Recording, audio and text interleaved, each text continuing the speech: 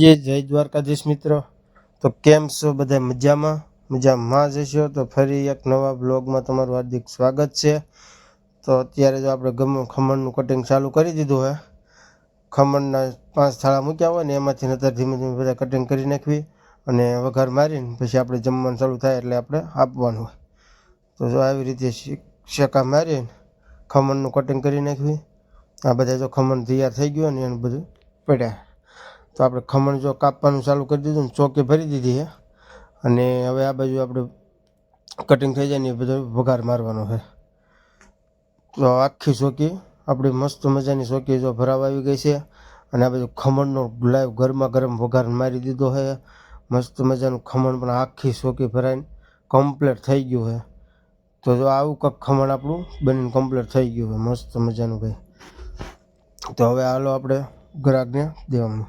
તો આજે તો જમવા મસ્ત મજાનો ટ્રાફિક હતો ને એમાં આજ છે ને હેવી કલાકાર મસ્ત મજાના ભાઈ માલધારી હોટલમાં જમવા આવી ગયા છે અને એ કલાકારનું નામ શું છે તમને ખબર છે? ગોવિંદ ગઢવી છે. તો આજે આપણે ગોંડલ માલધારી હોટલમાં જમવા પધાર્યા છે અને જો સેલ્ફીનું કામ ચાલુ છે. આ બાજુ બધા ફોટા પાડે છે, વાળા પ્રત્યે આવવાવાળા ફોટા પાડ્યા રાખે અને આપણે જમવાનું પણ મસ્ત મજાનું ચાલુ છે. તો આજનો કંઈક ટ્રાફિક આપણે જમવામાં કંઈક આવ્યો હતો મસ્ત મજાનો ટ્રાફિક અને ગુજરાતી થાળી છે ભાઈ 150 રૂપિયામાં ફૂલ.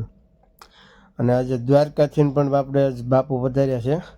તો જો આપણે કાઉન્ટરે આપણે ટેબલે બેઠા છે, આ બાજુ ચા પાણી એવું નાસ્તો ને એવું બધું કર્યા ને હવે બેઠા છે.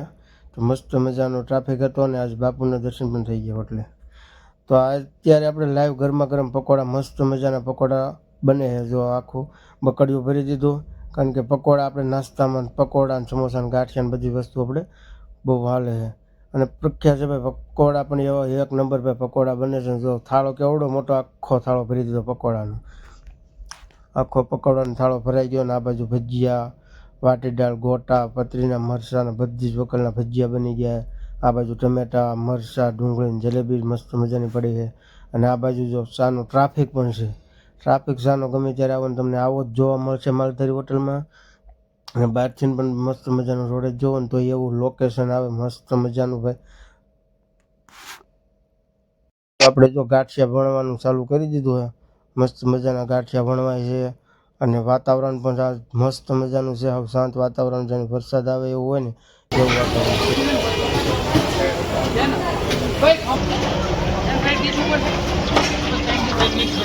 મરચાના ટીકડી મેથીના ચિપ્સ અને બટાકા વડા પકોડા છે ને એ 2 ડીશ કર બરોબર.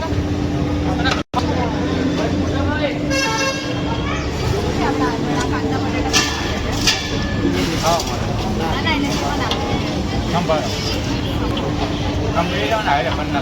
તો તમે કહો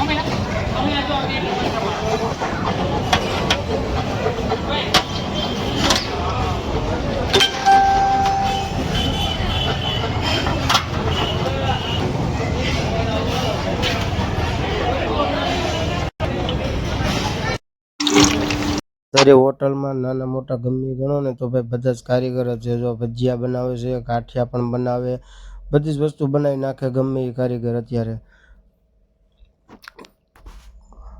અને આપણે આ બાજુ જો ભાઈ ચાનો ટ્રાફિક ચાલુ છે. આ બાજુ ભજીયા બને છે ફૂલવડીના. તો મસ્ત મજાના ફૂલવડીના ભજીયા પણ એકદમ મસ્ત મજાના પોસા રૂ જેવા ભજીયા મસ્ત મજાના બને છે અને નાસ્તામાં પણ એવી ટ્રાફિક રહે. આપણે જમવાનું ચાલુ છે અને અત્યારે આપણે ગામમાં આવતા રહ્યા છીએ.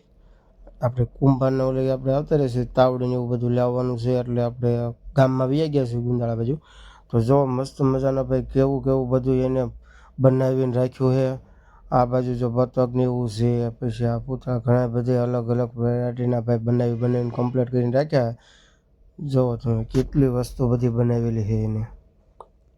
અને આ બાજુ રાધા કૃષ્ણની બધા છે મૂર્તિ બધી બનાવીને મૂકી હોય ને ભાઈ. અને આ એનું રોડના કાંઠે જ ભાઈ દુકાન છે ને આપણે ગામમાં આવતા રહીશું લેવા. તો આપણે જે લેવાનું હતું ને તાવડીને બધું લેવાઈ ગયું છે અને હવે આપણે જઈએ છીએ પાછા હોટલ બાજુ. તો જો અહીંયા આપણે તબેલો આવે છે, માલધારી હોટલનો તબેલો જો અહીંયા આવે છે. મસ્ત મજાનો તબેલો છે. આપણે ઘરના દૂધનું જ બધું આપણે તબેલાનું જ બધી વસ્તુ આપણે ચા ને છાશ ને એવું બધું બનાવતા હોય એ બધું આ તબેલેથી આવે છે. અને આપણે ગુંદાળા રોડ ઉપરથી હાલતા થઈ ગયા છે ના આવે છે ટોકીસ બને છે ભાઈ. તો જો આ બાજુ મોટા જબરા ભાઈ ટોકીસ બની ગયા છે. જો આ બધા ટોકીસ જ છે. આ સવારે હજી આમાં કામ હાલે જ છે.